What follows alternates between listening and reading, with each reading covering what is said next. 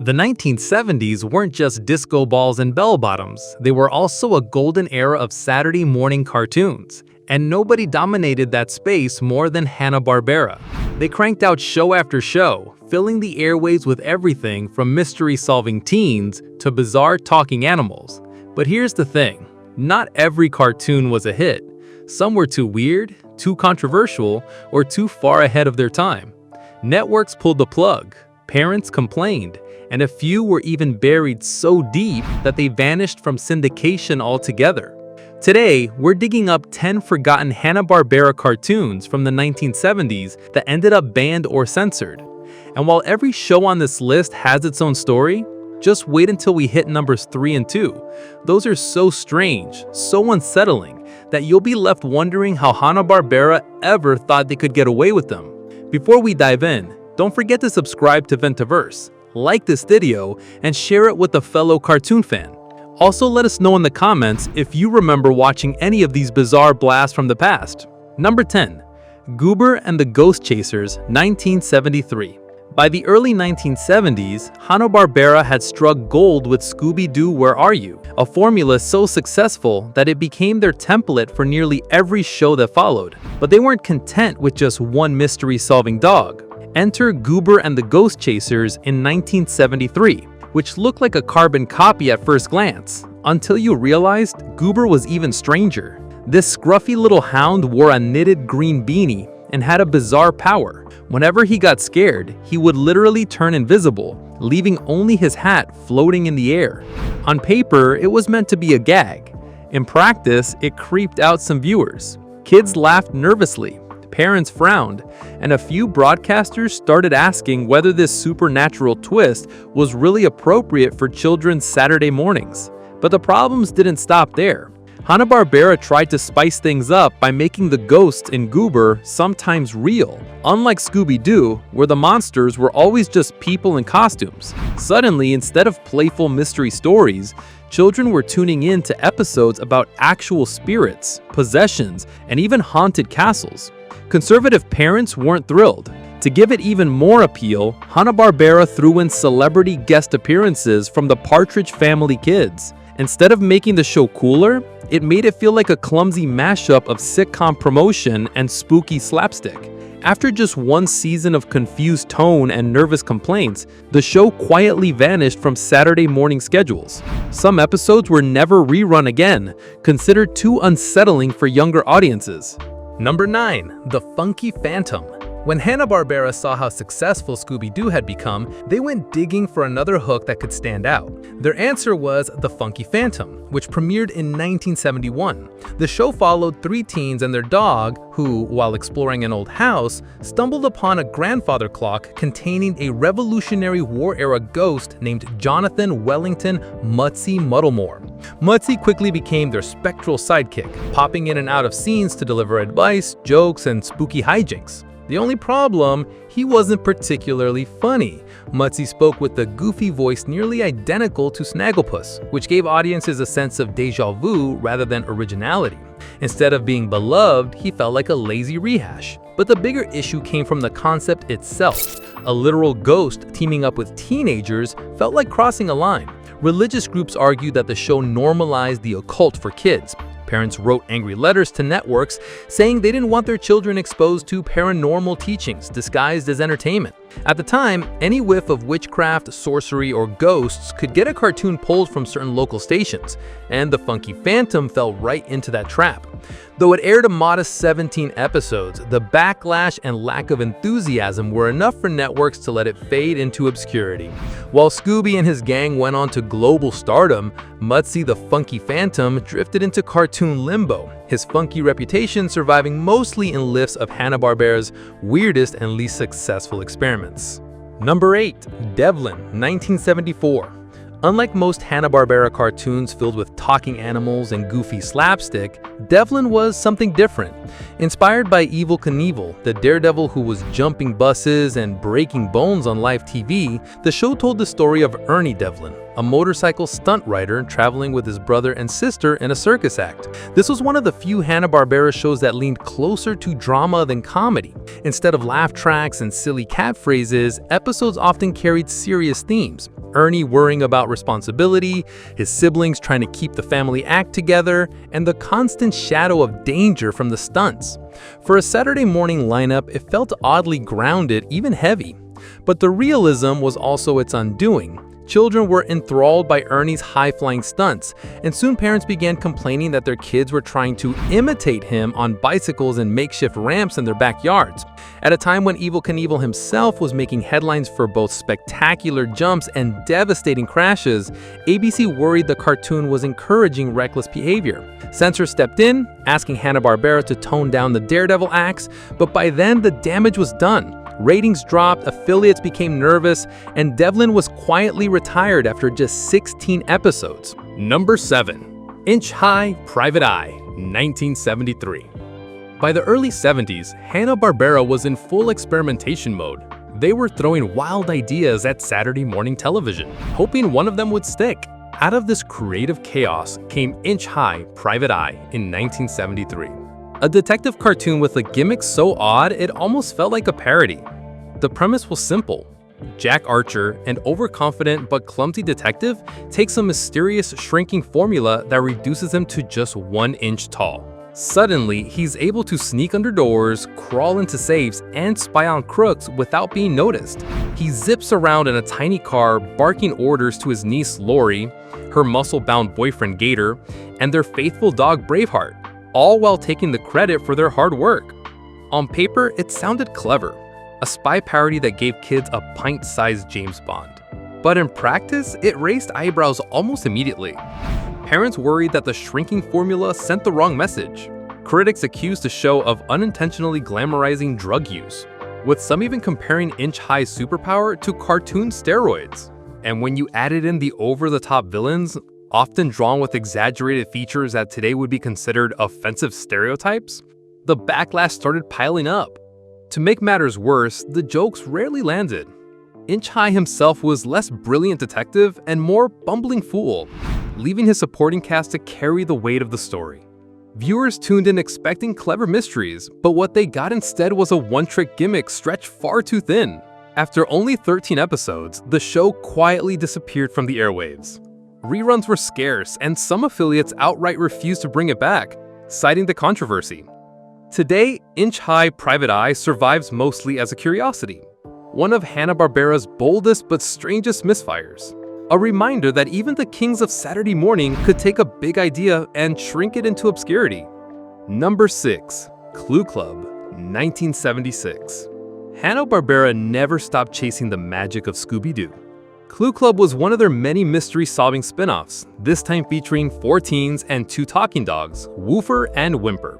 The formula was familiar: spooky crimes, bumbling villains, and big reveals at the end. But there was one key difference that stirred controversy.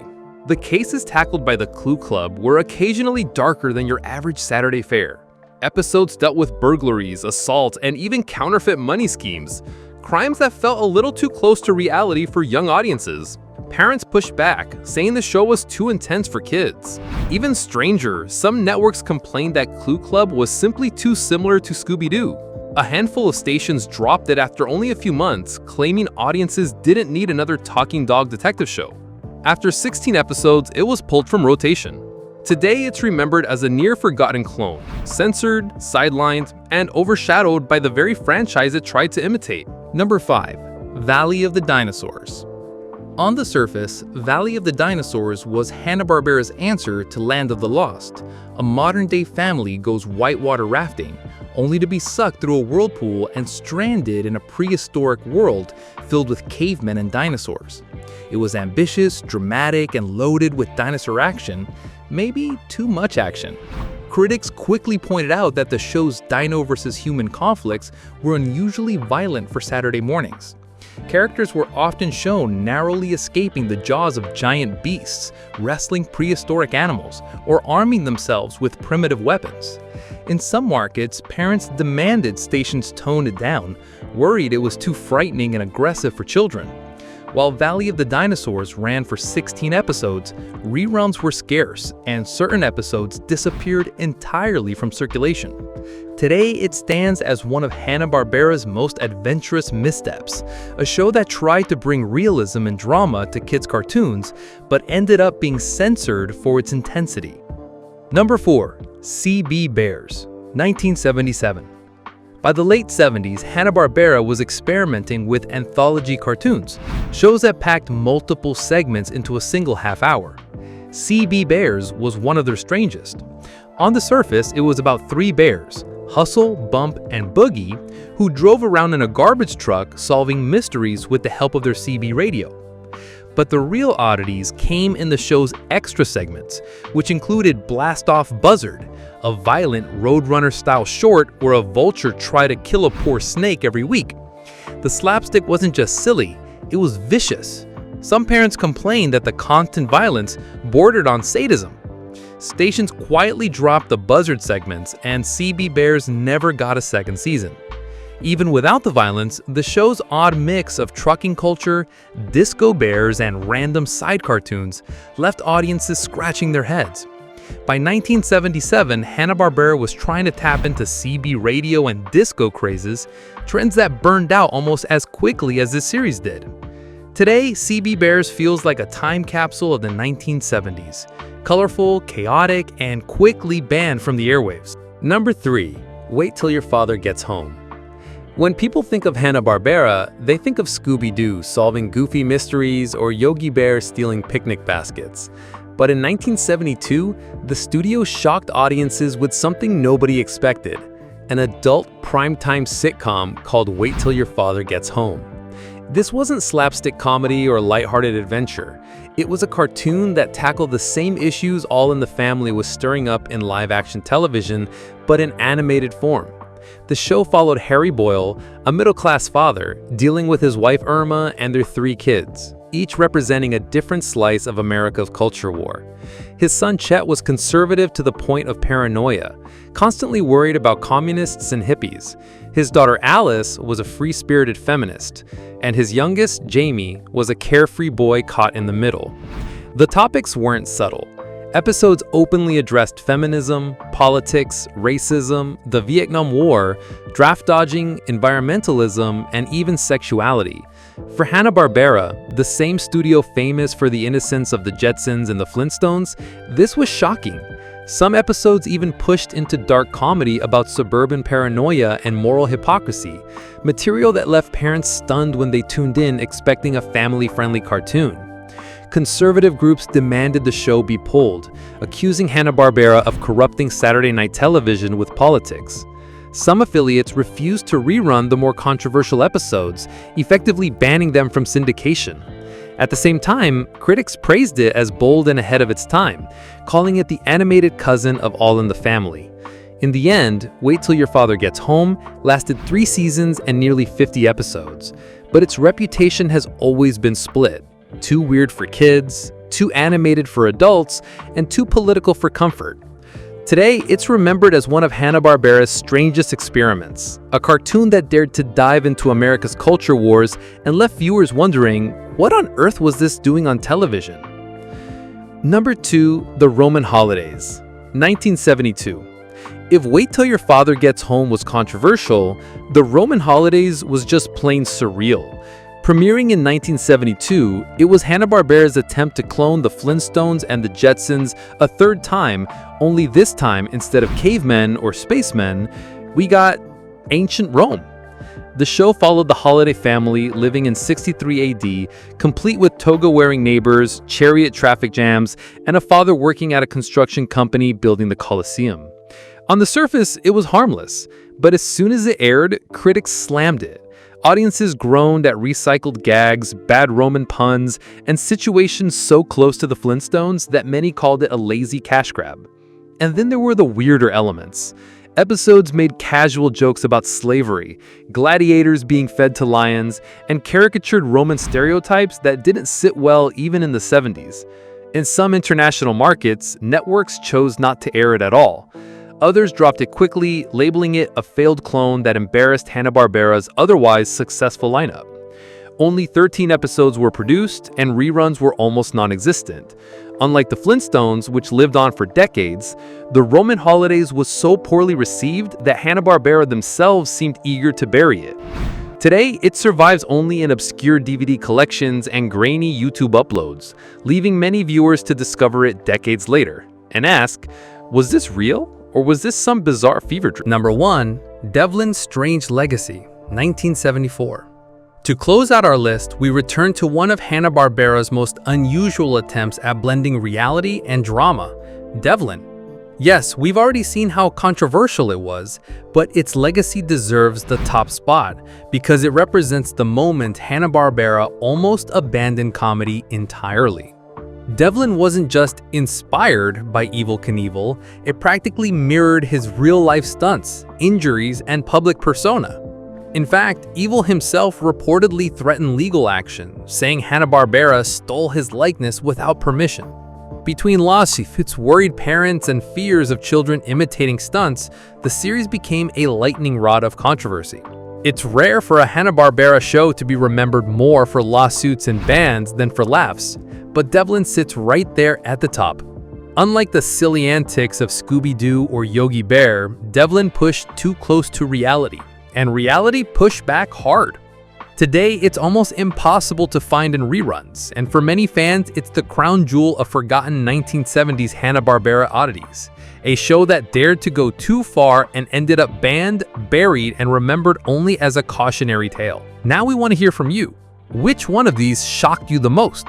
Did you ever catch a rerun of Goober and the Ghostchasers, or did you grow up with something as strange as Wait Till Your Father Gets Home? Drop your memories or your disbelief down in the comments. Before you go, make sure to subscribe to Vintaverse, hit that like button, share this video with your fellow cartoon fans, and ring the bell so you never miss the weirdest blast from the past.